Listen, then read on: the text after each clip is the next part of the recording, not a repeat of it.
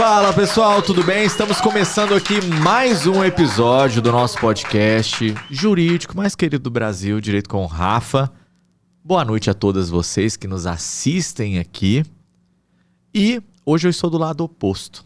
Esse lado me favorece um pouquinho, o outro lado estava aparecendo a minha careca e nós resolvemos trocar de lado aqui, ao invés, obviamente, de resolver o meu problema, né? De cabelo. Pessoal, olha só, hoje eu trago aqui novamente pra vocês a Aline, né? Mas agora sem barriga. A Luísa tá ali no outro lado, no outro cantinho ali. No cômodo descansando. No cômodo descansando. Se for necessário, nós traremos ela aqui também pra vocês. Aline, seja muito bem-vinda novamente ao nosso podcast. Eu tava com saudade. Obrigada, Rafa, pelo convite novamente. É um prazer estar aqui. Boa noite, pessoal. Manda um beijo pros seguidores. Segundo a nossa colega, como que é? Um beijo, seguimores. Doutora Henriette, um beijo pra ela também. Nós vamos te copiar, viu? Chamar de seguimores aqui. Isso é patenteado já pela Henriette, não podemos usar. Bom, Aline, hoje nós vamos trazer aqui um assunto importantíssimo, em alta, em pauta, que é violência doméstica. E óbvio que nós vamos ter que abrir aqui as notícias do dia e vamos ver, como nós fazíamos quando você estava aqui, o que devemos comentar, o que está em pauta, o que está em alta agora. Então nós temos ali uma série de situações que aconteceram durante a semana, vamos falar, né? Tivemos ali, infelizmente, um crime bárbaro em Mato Grosso, Sorriso, não sei se você acompanhou ali. Sim. Nós tivemos recentemente também mais alguns casos de feminicídio. Aqui em Minas Gerais, tivemos ali mais, acho que 4 aqui na nossa regional no último mês. E vamos abordar todos os tipos aqui de violência, né? O que você trouxe para nós? Eu estou à disposição para sanar as dúvidas suas e também do pessoal que nos assiste. Certo. É claro que eu acredito, né? Sempre esteve em alta este assunto, mas agora as mulheres, né? Estão se levantando, né? Isso, criaram coragem para se expor, infelizmente, diante dessa situação, mas que tem também levado outras mulheres a exporem isso, né? Isso é bom, que elas saibam quais são seus direitos. Tem muitas mulheres que nem sabem que estão sofrendo violência dentro dos lares, e é bom a gente trazer isso em pauta, né? Justamente para elas terem conhecimento do que estão acontecendo e tomar as devidas providências. Então, para nós começarmos, eu gostaria que você falasse um pouco quais são os tipos de violências mais corriqueiras que acontecem contra a mulher. Claro. Eu tirei aqui o microfone acho que dá para ouvir bem aqui, o estúdio está bem silencioso, se a Luísa não acordar. Gente, às vezes vocês vão ouvir um chorinho no fundo, mas é minha filha. Não se preocupem, ao vivo faz parte isso, tá? Então vamos lá. Aline, hoje nós temos vários tipos de violência perpetradas contra as mulheres. Dentro do rol da Maria da Penha, nós temos 5 violências mais praticadas especificamente. A violência física, a violência psicológica, a violência moral, a violência patrimonial e a violência sexual.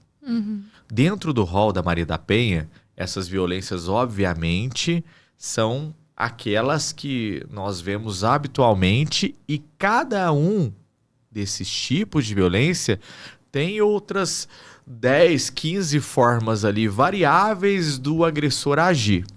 Por exemplo, a agressão física não é somente socos, murros, espancamento. A agressão física pode ser um chacoalhão, um pegar pelo pulso e balançar, pode ser um pressionar contra a parede, enfim, é o toque não permitido. Como nós tivemos agora no caso da Ana Hickman, uma agressão que infelizmente lesionou ali o membro superior dela. A agressão psicológica não é só a prática de gaslighting, a manipulação, mas é também ameaças que envolvem ali, por exemplo, guarda, colocar a mulher em situação de vulnerabilidade emocional. Nós temos também contradizer a mulher. Nós temos a situação, contradizer que eu me refiro aqui, é desmentir algo que o cara sabidamente tem certeza que é verdade, mas colocá-lo em xeque. É o que nós chamamos de gaslighting. Daqui a pouco vamos falar sobre gaslighting. A violência moral, diminuir a mulher na condição de mulher. A violência moral é praticar ali calúnia, injúria contra essa mulher. A violência patrimonial é cortar os cartões de crédito, controlar financeiramente o que ela de fato, o que o cara administra financeiramente falando. Então é impedir que ela compre alguma coisa com o próprio dinheiro dela, é controlar o dinheiro que seria dela também, é impedir que ela consiga evoluir financeiramente na vida. E a violência sexual, não menos importante, na verdade uma das mais graves, que ninguém fala sobre isso, que é, por exemplo, a prática de estupro marital. Sim. Então, dentro do casamento, nós temos estupros. Dentro de um relacionamento, nós temos abusos sexuais. O que acontece é que essas mulheres, às vezes, não denunciam, até pela condição de estarem casados ou num relacionamento. O que mais vemos dentro do escritório, e você sabe disso, são mulheres que nos relatam, e é nojento, é repugnante. Um cara que faz isso, eu não desejo nada de bom pra ele. Na verdade, eu não desejo nem justiça pra ele.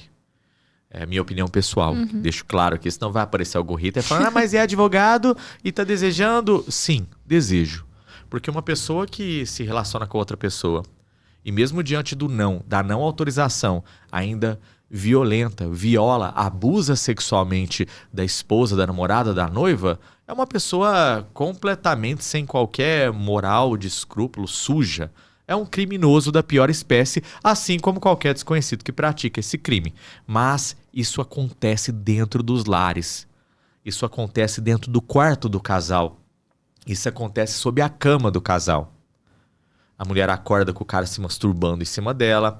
A mulher acorda com o cara penetrando nela. A mulher acorda, às vezes, nem está dormindo, mas dentro de uma relação o cara faz coisas que a mulher não deseja que faça, porque ele acha que tem um domínio sobre o corpo dela, como se fosse um pedaço de carne qualquer.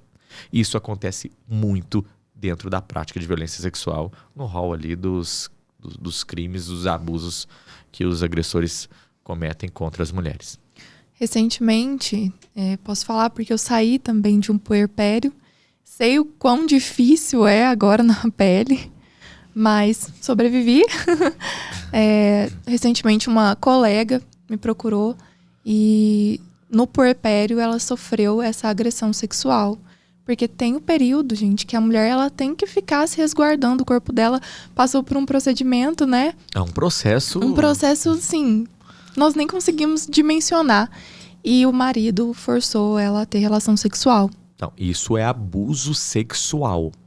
Então, se a mulher está no estado ali, no puerpério, está no seu resguardo e o cara força a relação sexual, eu não digo forçar somente fisicamente, mas até mesmo emocionalmente, sujeita ela, ameaça, chantageia. É aquele cara babaca que fala, olha, eu tenho minhas necessidades, se você não fizer, eu vou procurar na rua. Que procure na rua, que fique pra rua, que não volte mais. O cara que força essa situação, ele pode sim ser preso. É estupro. Se a mulher não autorizar e ele forçar uma relação sexual, seja ela namorada, noiva, em relacionamento, casada, o Estado Civil não minimiza o crime praticado. Nós vemos isso diretamente no escritório, né? São mulheres que, como você disse, passaram pelo processo da gravidez, precisam descansar. Teve um caso bem emblemático que nós atendemos no escritório que com 3 dias de nascimento, o cara violentou. Eu vou usar essa palavra porque eu não coloco relação sexual, mesmo que seja não consentida. O cara violentou a esposa e mãe do seu filho. A mulher teve complicações ali porque gerou uma infecção. A depender se for uma cesárea, por exemplo, pode abrir ponto, pode ocasionar uma situação que talvez leve até a sua esposa a um estágio grave, seja de doença ou seja de consequências oriundas das cicatrizes que a gravidez gera. Eu vou te trazer algo, não sei se vai gerar polêmica, mas aproveitando aqui, que eu acredito que ser de extrema importância, não estou falando aqui de religiões, Rafael sabe que eu sou de religião evangélica, Mas, Vai dar polêmica pra mim, né? gente, a Bíblia, ela não apoia nenhum tipo de crime, tá? Deixando claro. Hoje, graças a Deus, muitos líderes, eles têm se conscientizado disso. Então, se você está sofrendo alguma agressão no seu lar, Deus não apoia crime, viu, gente? Então, denuncie sim, procure ajuda, procure especialistas, procure advogados, né, Rafael? E eu vou falar aqui, você é evangélica, eu sempre falei isso e nós sempre discutimos, inclusive no escritório, Sim. essas opiniões sobre, nós atendemos ali algumas mulheres que não quiseram denunciar porque o líder religioso Sim. pediu para elas não denunciarem, ou porque o líder religioso falou que era falta de oração. Isso. E tivemos um caso que o líder religioso falou que quem agrediu a mulher não foi o cara, que foi o demônio ali. Acontece muito. Acontece, não deveria acontecer. E se de fato seu líder religioso, o líder religioso das pessoas que nos assistem, instigar você a não denunciar aquele crime que foi a agressão, denuncie o agressor, denuncie o pastor, denuncie o padre, denuncie qualquer que seja o líder religioso. Então, se ele protege bandido, bandido ele é. Que divida a mesma cela com o agressor. Que fique bem claro aqui, eu também sou católico, você é evangélica, nós estamos nas duas maiores religiões brasileiras ali, né? Somos cristãos também. Independente de qualquer religião, tem que denunciar o líder religioso que é favorável à continuidade do relacionamento com abuso. Na primeira agressão, saia. Não existe ninguém que agrediu e depois se transformou. A pessoa continua sendo um lobo. A diferença é que ela coloca ali o casaquinho dela de ovelha e fica ali por 1 ano, 2 anos, 5 anos, 10 anos sem agredir, mas uma vez agressor, é sempre agressor. Crime é crime, né? Não fique esperando acontecer o pior, né? Não fique esperando acontecer uma agressão. Se já está sofrendo um abuso psicológico, já é um tipo de agressão e já acende o alerta, né? Sim. E falamos aqui de agressão, vamos aprofundar mais nos tipos de agressões aqui para que o pessoal entenda melhor, né? Nós temos, dentro do que eu expliquei, agressão física. E eu já falei aqui que a agressão física não é somente o espancamento, não é somente soco, não é somente algo que de fato deixa uma marca. A mulher não precisa chegar toda quebrada na delegacia para ter sofrido uma agressão física e comprovar. A voz da mulher tem que ser validada. Eu sei que, infelizmente, a maioria das delegacias especializadas em violência doméstica não são, de fato, especializadas em violência doméstica. Ou tem algum profissional incompetente ali no meio que acaba desqualificando toda a especialização, tudo aquilo que, às vezes, o delegado muito bom fez, como pode ter, às vezes, e acontecer a revitimização dentro da delegacia. A mulher sofre violência doméstica dentro de casa, ela chega para denunciar, ela chega para registrar o boletim de ocorrência e, infelizmente, ela topa com um azarado de um mal instruído de um policial ou delegado que seja, que a primeira pergunta que ele faz, ao invés de acolher, é: o que você fez para apanhar? É muito triste. Como se houvesse uma justificativa plausível para justificar uma agressão. Aqui, infelizmente, nós passamos por isso, né? Nós temos ali o Dr. Brasil, nós temos a doutora Mari aqui em Passos também, que são delegados excepcionais que estão ali nas delegacias excepcionais e delegacias especializadas. Mas o que eu vejo na prática ali é uma dificuldade tremenda do poder público em acolher a mulher. Então, a violência física, como eu disse, às vezes o cara segurou a mulher contra a parede, apertou. Às vezes o cara puxou o cabelo da mulher. Às vezes o cara pressionou a mulher, como nós tivemos um cara que pressionou a cabeça da mulher ali contra a parede, contra colchão. E tudo isso é agressão física. Mulher, te encostou sem que você tenha autorizado o toque no intuito de te agredir, mesmo que seja, às vezes, você considere isso leve, é agressão física. Sim. Tá? Um outro ponto também. Agressão psicológica. Ainda falando de agressão física, Aline, nós estamos aí vivendo, né, acompanhando a situação da Ana Hickman. E eu vi que a defesa do agressor, com todas as vênias em relação a quem faz a defesa desse tipo de processo, mas contesta ou contestou, salvo melhor juízo, a questão da consequência da agressão. É o que nós falamos aqui, né? Para ser validado, segundo eles, precisaria ter quebrado o braço da vítima. Não. Ah, mas ela está usando o tipóia para majorar a consequência de uma eventual agressão. Não. Ah, mas o cara só encostou, pá. Só encostou não existe. Já saiu ontem, pelo que eu vi, o resultado ali dos exames dela, de raio-x, ressonância. Houve sim um impacto no braço, mas não precisaria disso. Se ela chegasse lá e falasse na delegacia, olha, ele me deu um chute, a voz dela tem que ser validada. Vamos ouvir testemunhas, vamos ouvir ali o agressor, mas independentemente de qualquer situação, se ela falar, eu me sinto em risco com este cara, a justiça tem que conceder medida protetiva. A medida protetiva é só um papel, não tem função. Eu sou a favor, eu sei que talvez este corte não vá, se vocês verem um bip, foi do YouTube, não foi nosso, mas eu sou a favor de toda mulher ter uma arma dentro de casa e toda mulher ter a reação diante de toda a ação. Rafael, você está fomentando então que as mulheres matem os seus agressores? Não. Eu estou fomentando que, diante de uma injusta agressão, conforme determina a lei, visando a sua defesa pessoal ou a defesa pessoal de terceiros, legítima, ou seja, legítima defesa, que ela escolha a vida dela ao invés da vida do agressor. Para quem sabe ler, meia palavra é uma frase, na verdade, sim, né? Então, numa injusta agressão, em legítima defesa, entre a sua vida e a vida do agressor, não tenha dúvidas. Prefira a sua vida. E eu sou a favor, sim, de que todas as mulheres tivessem uma arma. Nós sabemos que, óbvio que tem o exame, tem um psicotécnico, tem a questão do estudo de tiro.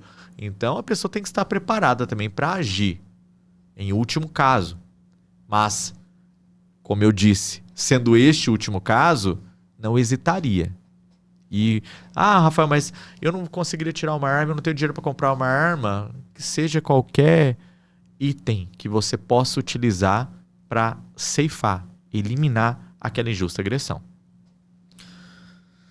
Ainda sobre as violências, nós podemos falar também, Aline, de violência psicológica. A violência psicológica, eu acredito que talvez 8 em cada 10 mulheres já tenha sofrido esse tipo de violência. E não conseguem identificar que estão sofrendo isso, né? Não.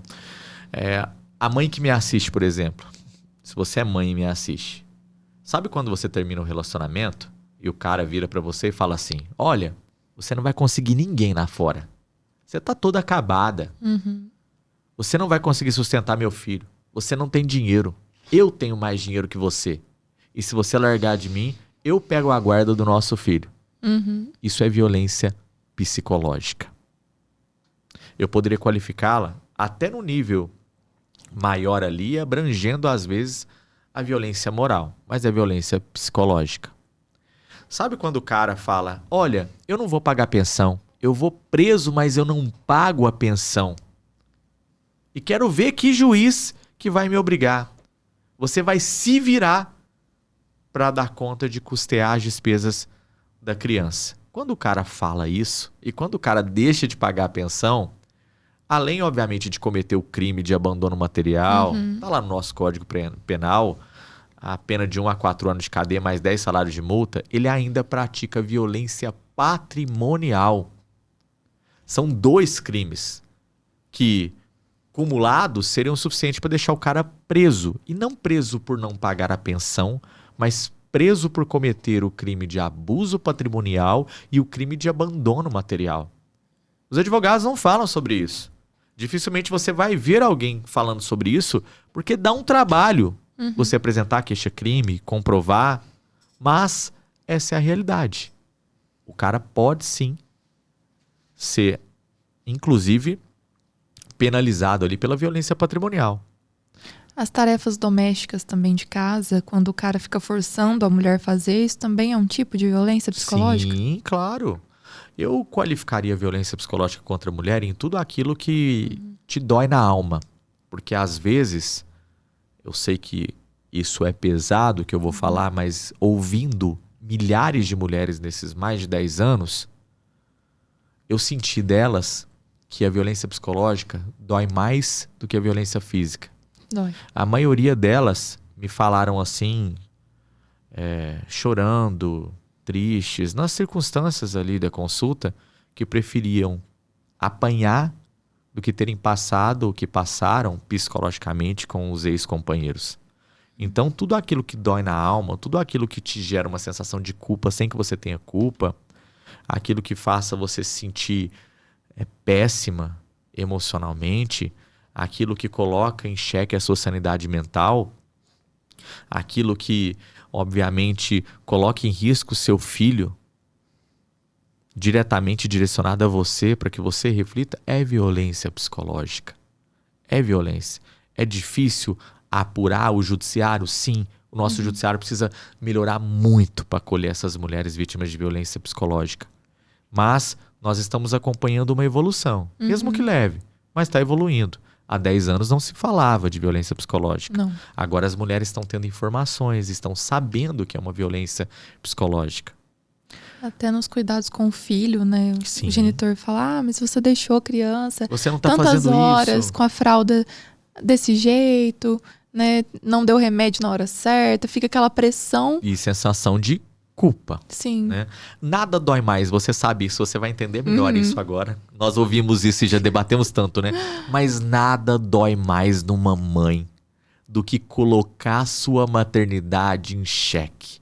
E os homens são ordinários, porque eles sabem disso.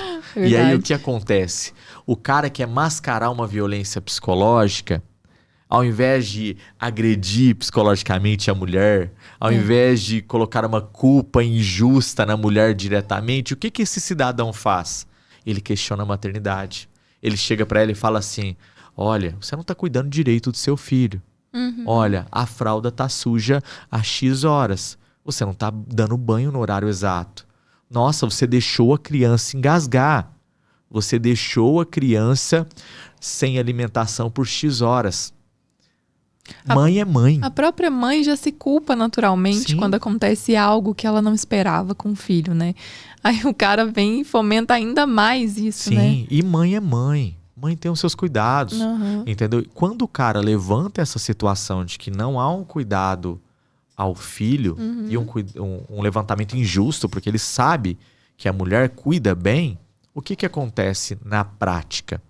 A mulher se culpabiliza. Sim. A mulher corre risco de entrar numa depressão pós-parto. A mulher se sente inferior ao cara. E às vezes a mulher duvida da sua própria maternidade, duvida dos seus próprios cuidados, por melhores que estejam, por mais pontuais que sejam, por mais que ela dedique a sua vida ao filho, o cara consegue implantar uma sementinha na cabeça dela de que aquilo que ela não está fazendo é o certo.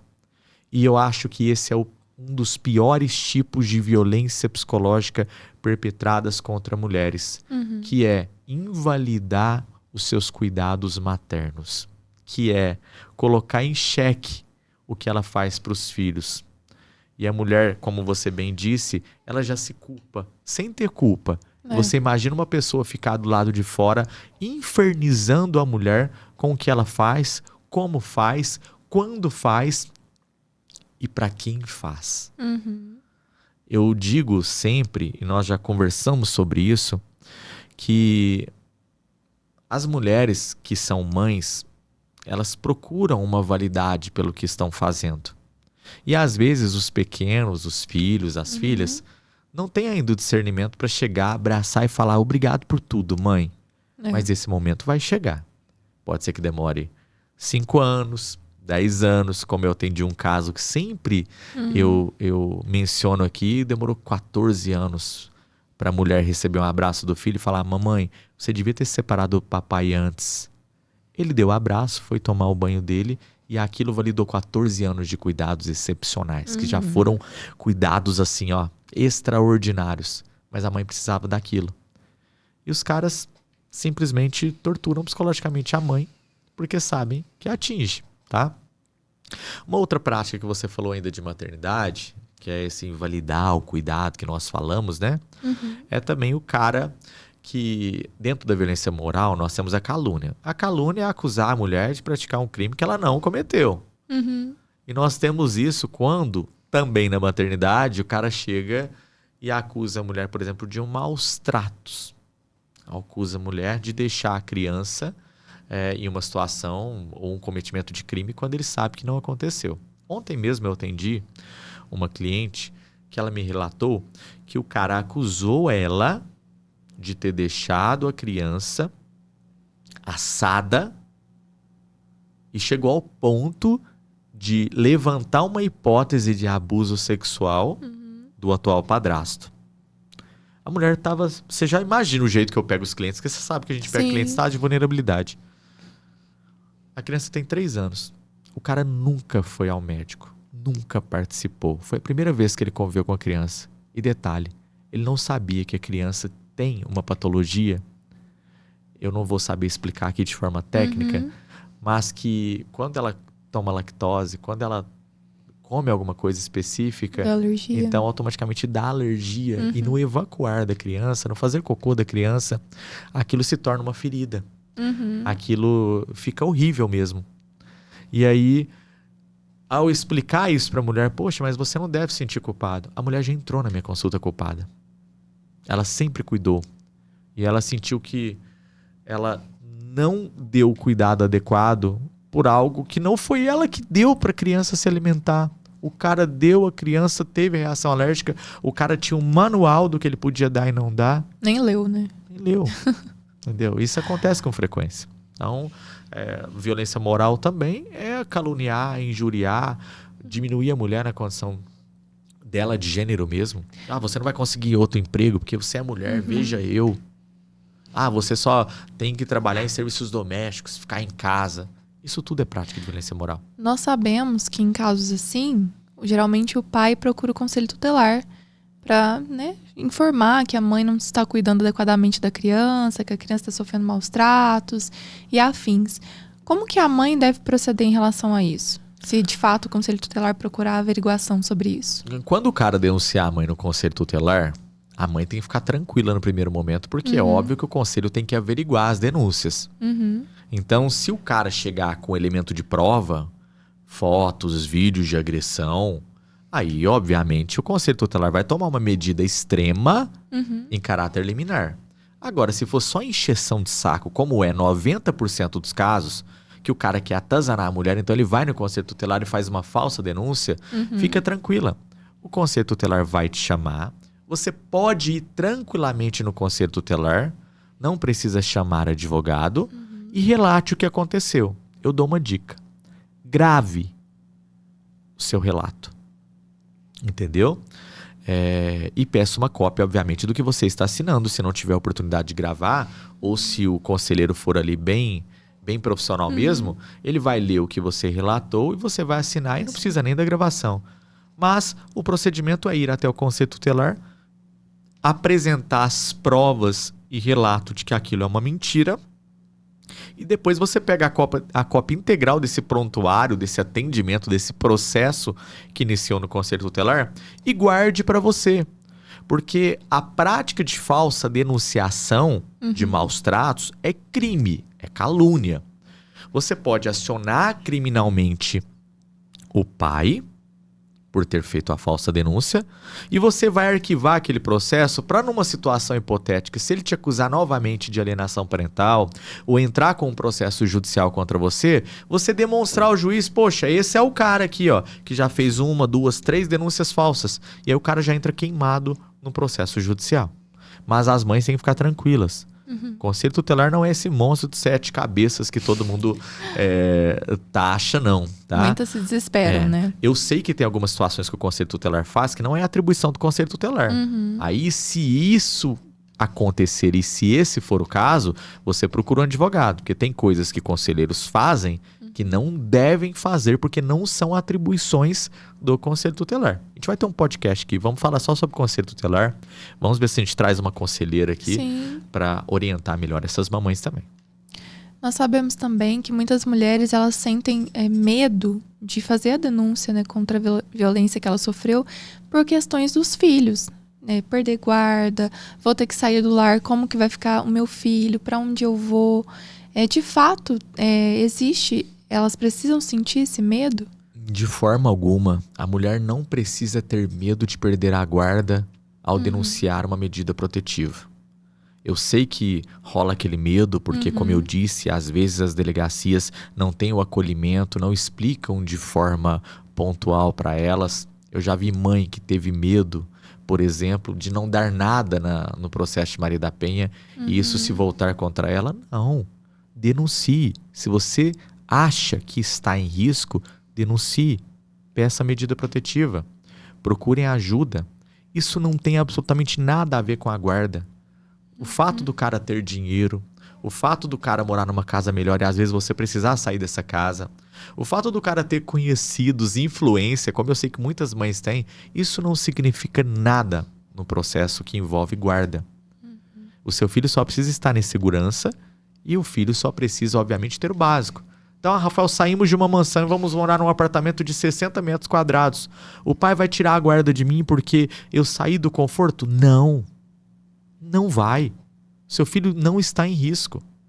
Simplicidade não é sinônimo de faltar algo para ele. E as mães devem sim. Até porque nós tivemos uma alteração no último dia 30 de outubro relacionado à nova lei. Nós tivemos uma lei que agora fala que se a mulher tiver evidências de riscos de violência familiar e doméstica, o cara perde o direito de ter a guarda compartilhada. Então, às vezes, a denúncia que você fizer relacionada ao que você sofreu é o que vai, inclusive, livrar você de uma guarda compartilhada contra um abusador. Ou melhor, contra não. Vai livrar você de uma guarda compartilhada que você teria que ter decisões, contato com o abusador. Então, tomem as providências. Se o cara ameaçar que vai buscar a guarda, deu ok para ele. Deseje boa sorte, saia da residência, vá para um lugar seguro, na casa dos seus parentes, para um outro apartamento melhor. Lembrando que sair da casa não altera a partilha.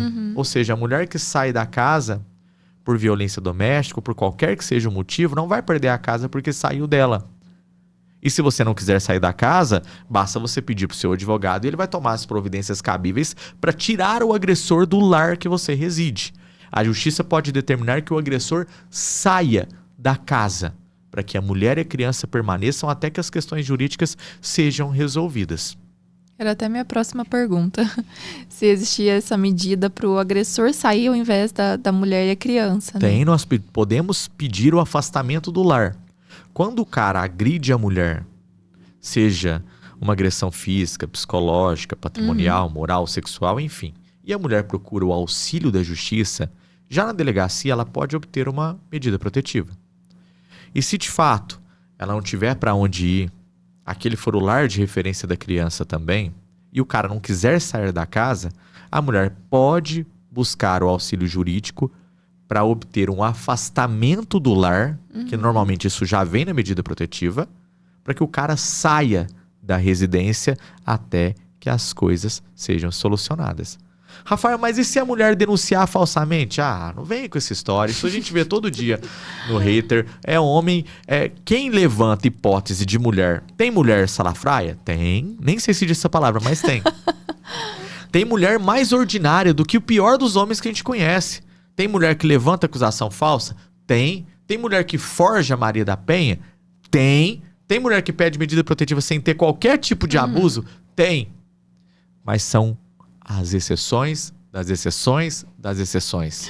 É 0,00001%. E por isso que tem a ampla defesa, né? Sim, o contraditório. Defenda, amigo. Vai lá no processo, prova que ela fez isso. E aí sim essa mulher vai se prejudicar se ela de fato fez isso. Agora, o que eu vejo é toda denúncia de violência doméstica tem milhares de pessoas que levantam a hipótese de aquilo ser falso, daquilo ser forjado. E quando eu digo isso, Aline, o que eu vou falar aqui é grave. Vem de mulheres. Mulheres desacreditando outras mulheres. Isso acontece mesmo. As mulheres não têm noção da força que elas têm se elas forem mais unidas, se elas fossem mais unidas. Mulher, aquele papo de pega na mão de uma e não solta, na primeira esquina solta. Mulher não é unida, mas deveria ser. Na maioria dos casos que tem ali uma situação contestando ou desacreditando outra mulher vítima de violência doméstica, o comentário vem de outra mulher. Raramente vem de homem, vem de outra mulher. Isso é triste, porque isso demonstra que ainda não alcançamos uma situação em que as mulheres têm sororidade. Eu lembro que não existe sororidade de homem para mulher. Sororidade só existe de mulher para mulher. Empatia pode ter de qualquer pessoa para qualquer pessoa. Mas a maioria das mulheres não são empáticas e não tem sororidade com outras mulheres vítimas de violência doméstica. Eu sei que quem sofre esses tipos de agressões sente muita vergonha de se expor. Sim. Mas através do caso da Ana Hickman, uma outra também famosa, Patrícia Ramos, ela publicou recentemente, inclusive ela foi até o programa da Ana Maria, e ela explicou o motivo da separação dela. No caso, ela é do âmbito evangélico, mais conhecida no âmbito evangélico, mas agora ela está fazendo parte da Globo também. E ela estava sofrendo violência patrimonial e agressão física. Mas quando ela anunciou o divórcio, ela não quis se manifestar, né? Não explicou o motivo. E ela foi muito julgada, criticada por esse divórcio. E agora que ela viu, né, que a Ana Hickman também se expôs, ela também contou o relato do caso dela. Inclusive postou fotos, vídeos. O cara chegou a abrir uma conta no nome dele para receber os cachês dela. Então ela estava, assim, totalmente refém nessa questão também. Doutora Beatriz, eu amo, já li todos os livros dela. Ela pontua de forma bem objetiva o que chamaremos agora de síndrome da gaiola de ouro. Mas eu vou tirar a terminologia para explicar de forma mais clara. Quanto mais dinheiro, quanto mais exposição, quanto mais fama a pessoa tem, menor é a chance dela denunciar.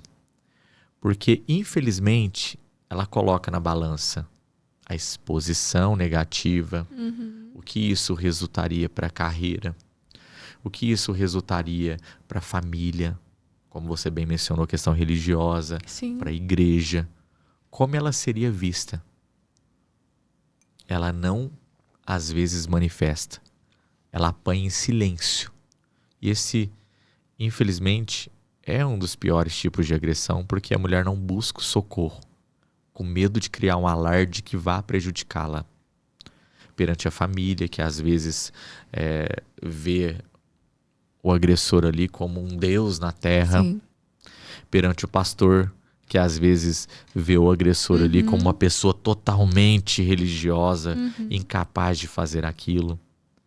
Perante os vizinhos, que vê a família Doriana naquele casal, perfeitos. Perante os seguidores, que durante muito tempo viram só a felicidade do casal, porque em rede social você mostra o que você quer. Perante acionistas, funcionários, funcionárias na sua empresa, no seu círculo social. Então, essas mulheres que têm o poder aquisitivo mais alto, elas colocam na balança tudo isso e sofrem em silêncio, não denunciam, por medo das consequências. Quando elas chegam a denunciar, é muito provável que elas já tenham passado mas tantas agressões, que aquilo foi somente a gotinha que transbordou. O copo já estava cheio há muito tempo. O que nós não vemos normalmente na classe mais baixa, porque o pobre, assim falando, ele vai até a delegacia, ele não tem receio de denunciar, ele não tem medo das consequências. Ele realmente, neste ponto, ele busca a solução do problema sem se importar com terceiros. Nós precisamos mudar isso. O caso da Ana Hickman não é só o caso da Ana Hickman. Ele é um divisor de águas, como o da Patrícia também, como de outras mulheres famosas, bem vistas, que relataram abusos sofridos, porque acaba encorajando outras mulheres na mesma situação, às vezes financeira, de exposição, a denunciarem. Que Deus ilumine a Ana Hickman para que ela continue a empreitada para se libertar, primeiro, para se reconstruir, e depois que ela se reconstruir, que ela sirva de inspiração para outras mulheres. E óbvio que eu não desejo que ninguém sofra violência para servir de inspiração, mas eu digo que ela sirva então de motivação para outras mulheres denunciarem. É isso que nós precisamos. Não existe nada mais forte no mundo do que uma mulher que se reconstruiu. E quando a mulher se reconstrói, o homem já ciente de que não vai conseguir mais atingi-la, passa a usar os ataques contra os filhos. Só que é aí que eles caem numa tremenda armadilha, porque a mulher que se reconstruiu, como eu sempre falo, ela é uma fortaleza inabalável. Então o cara que vai numa situação atacar os filhos de uma mulher vulnerável emocionalmente, ele tem uma reação. O cara que vai atacar os filhos de uma mulher que já se libertou de todos os abusos, que já se reconstruiu, que está ciente dos seus direitos, bem informado, ele vai ter uma reação completamente diferente, devastadora. A mulher vai passar um rolo compressor em cima dele. O narcisista, ele só tem medo de mulheres que perderam o medo. O abusador também. Então, hoje, dentro dessas situações que nós temos corriqueiras, ainda há uma dificuldade das mulheres de igreja, assim dizendo, de denunciarem, de mulheres ricas denunciarem, de mulheres que estão inseridas ali num núcleo de amigos importantíssimos, num network de denunciarem. Porque para elas, às vezes, a opinião pública dos familiares, dos amigos, dos vizinhos é um divisor. E demorou muito para me entender isso. Eu fiz uma especialização em violência doméstica para conseguir entender que tudo bem se esse é o pensamento delas. Nós precisamos mudar este pensamento, mas não julgá-las por ter esse pensamento. Porque somente a pessoa vítima de violência doméstica sabe o que ela passou. Rafael, e como nunca antes, nós temos ouvido dois termos: stalking e gaslighting. Você pode explicar a diferença? Claro. Hoje, ambas as práticas são punidas. O gaslighting está dentro da violência psicológica e o stalking é crime, está no Código Penal. O stalking é aquela pessoa que fica entrando no seu Facebook, no seu Instagram, na sua rede social, criando fakes para ver sua movimentação, para mandar mensagens, vai aos lugares que você frequenta, fica passando próximo onde você está de carro.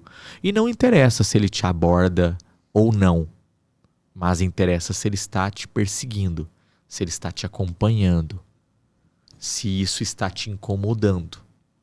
Isso é prática criminosa. Nós temos um delegado da polícia em Brasília preso pelo crime de stalking.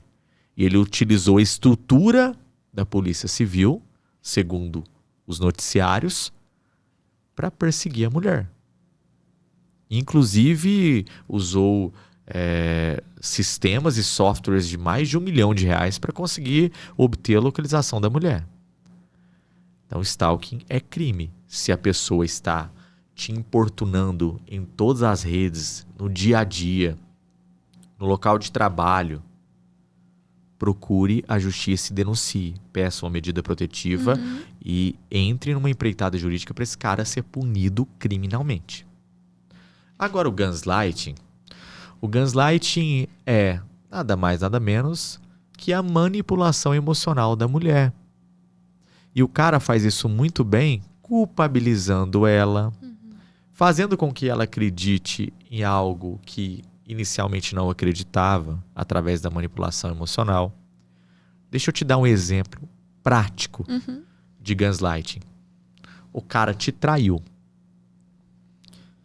A traição é algo sobre caráter. O cara pode estar drogado, bêbado. O cara pode estar em qualquer situação. Mas eu ouso dizer que quem ama não trai e quem trai fez por caráter. O perdão já é outros 500. Mas, nessa situação, o cara te trai e aí, para aliviar dele, ele tenta te culpar pela traição. Olha, eu traí porque faltou sexo dentro de casa. Eu traí porque você não me dava atenção. Você não se Eu arruma traí mais. porque você não se arruma mais, porque você não se cuida. E isso injeta uma sementinha na cabeça da mulher e muitas vezes a mulher acredita que realmente É culpa dela. houve um motivo para traição, foi culpa dela. Não, nunca foi, nunca será. Não é culpa da mulher. O gaslighting é, por exemplo, quando o cara implanta uma ideia, ainda no relacionamento, de que a mulher não vai encontrar outra pessoa fora do relacionamento tão boa quanto ele. E aí ele passa o tempo todo manipulando o emocional dela. Olha, você tá descuidada. Se eu largar de você, ninguém vai te querer. Olha como você tá desleixada. Meu Deus do céu, ninguém vai querer uma mulher assim. Agradeça a Deus todo dia por me ter. E de tanto o cara fixar aquela informação, a mulher acaba acreditando que aquilo é verdade. E por isso, inclusive, que muitas mulheres não saem de relacionamentos. Por quê? Porque não tem amor próprio. O amor próprio é o antídoto para o gaslighting. Porque quando a mulher se ama, se conhece, e entende que ela é autossuficiente, que ela só precisa dela mesma para seguir a vida e que ela é linda do jeito que ela é, a mulher não sofre gaslighting. Gaslighting é uma prática de violência psicológica, como eu já disse. Ele vem de um filme lá da década de 70, salvo engano. O cara, o que ele fazia? O cara todo dia lá e abaixava um pouquinho a iluminação da casa. Na época era bocal, então você vinha e desenrolava um pouquinho a luz e ela diminuía a luminosidade. Então no primeiro momento o cara veio, abaixou um pouco a luz. A mulher, poxa marido, olha, a luz baixou. E o cara, sabendo que realmente ele fez aquele ato, negou. Não baixou não, você tá louca? A luz tá normal, igual estava ontem. E aí no outro dia o cara vem e abaixa mais um pouquinho a luz. Aí a mulher, olha, hoje inclusive tá mais baixo do que ontem. Tá mais escuro. E o cara, você tá louca? O que tá acontecendo com você? Essa luz tá igual estava antes. Tá muito iluminado aqui. E o cara vai fazendo isso até o ponto da mulher acreditar que realmente tá tudo muito iluminado. E ele tira a luz, ele desliga. E a mulher está num escuro completo. E ela já não questiona mais ele, porque ela acredita que realmente ela está ficando louca e por isso ela não vê mais como o cara estava falando que ela deveria ver. Aquele ambiente iluminado. Então é uma manipulação. O cara vai injetando sementinhas ao longo do tempo até o ponto de a mulher acreditar que realmente aquilo é uma verdade. Certo. Rafa, para finalizar, nós sabemos que as mulheres, nessas situações, ela cria uma dependência emocional com o agressor. Então, qual seria a sua dica para que ela saia dessa situação ou que tipo de ajuda ela precisa buscar a princípio? Bom, dependência emocional é complicadíssimo. Você tem que procurar uma terapia, uma psicóloga, para que ela te auxilie a compreender o mundo da forma como ele é realmente. Porque na dependência emocional, o seu mundo é o seu cônjuge. Já ouviu aquela frase que é preciso sair da ilha para enxergar a ilha? Então é como se o celular fosse uma ilha. A mulher, por mais distante que ela esteja do companheiro, mais independência emocional, ela está andando aqui na orla, aqui na beira da água. Ela consegue ter uma visão mais ampla da ilha, mas ela não consegue enxergar o outro lado. Ela não consegue enxergar a ilha por inteiro. Como nós que estamos do lado de fora da relação conseguimos. Por que é tão fácil nós falarmos para um amigo, para uma amiga, que o relacionamento não está certo, que aquilo está errado? Porque nós temos uma visão mais ampla. Então eu preciso mudar o campo de visão da pessoa que está no relacionamento abusivo, que está em dependência emocional. E a melhor forma para se fazer isso, o atalho é terapia. Quando a mulher aprende na terapia a se amar, a se enxergar como ela é, quando a mulher aprende a olhar a ilha por inteiro, a olhar o contexto do relacionamento por inteiro, ela se liberta. Vai doer, porque dependência emocional você vai passar por aquelas fases de luto, de raiva, de indiferença, mas vai passar. As mulheres precisam entender que vai passar. E quando passar, vai ser uma sensação tão gostosa, de alívio, de tirar um peso das costas, que ela vai ter desejado iniciado aquilo muito antes. Então já procure uma terapia. Se você acha que você tem dependência, se você já perdoou várias vezes e a pessoa mesmo assim não muda, é porque obviamente o cara já sabe como você vai reagir. Ele já sabe que você não vai sair da relação. Ele já sabe que você está em dependência emocional. A melhor forma de se curar a dependência emocional é o amor próprio. Mas para a pessoa se amar como ela deve se amar, ela precisa se enxergar como nós enxergamos ela. Uma pessoa extraordinária no trabalho, fenomenal na criação dos filhos, uma pessoa linda, que às vezes está num momento não tão legal do relacionamento, mas que sempre foi linda, por dentro e por fora. Essa é a solução para resolver o problema da dependência emocional. Ótimo, foi muito proveitoso. Bom, então encerramos aqui mais um bate-papo. Antes, porém, vamos ver aqui qual que foi a última notícia falando sobre violência. Nós sempre fazemos isso, né? Então, violência doméstica, vamos ver as notícias em alta. E a primeira notícia que aparece aqui é caso Ana Hickman. E aqui o divórcio da Ana Hickman não foi aceito pela justiça. Essa é a notícia. O que isso significa para nós? Pelo que eu li aqui, parece que os advogados e a banca de advogados dela optou por entrar na vara criminal e pedir o divórcio por lá, oriundo da medida, obviamente, protetiva da violência doméstica. Nós somos familiaristas, né? Sim. Então, eu entendo, e a minha opinião pessoal, neste caso aqui, que entrar pela vara da família, pedir o divórcio liminar, já que é um direito potestativo, ou seja, incontroverso, quando um não quer, dois não ficam juntos, e se houve prática de violência doméstica, talvez conseguiriam uma tutela de evidência assim. Mas o advogado optou pelo criminal, é direito dele fazer por essa forma, e assim o processo acho que vai seguir em fase recursal, e em grau de recurso o tribunal deve cancelar essa decisão. Então, é um ponto apenas da notícia que apareceu aqui dos últimos 28 minutos no portal Léo Dias. Bom, pessoal, estamos terminando, Aline, mais um podcast. Espero que vocês venham novamente aqui na próxima semana. Claro. E continue ali, né, os dias do podcast. Mas para você que nos acompanhou, estamos encerrando mais um episódio aqui do Direito com Rafa. Espero que tenham aproveitado. Não se esqueçam de inscrever no nosso canal. Clica aqui no sininho e de seguir nas redes sociais. As nossas redes sociais estão aqui embaixo na descrição do vídeo. Uma boa noite para vocês, uma boa quarta-feira e fiquem com Deus. Um beijo, queridas, no coração de vocês. Compartilhem o vídeo. Sei que foi muito válido, né? Muito bom estar informadas. E é isso. Até a próxima.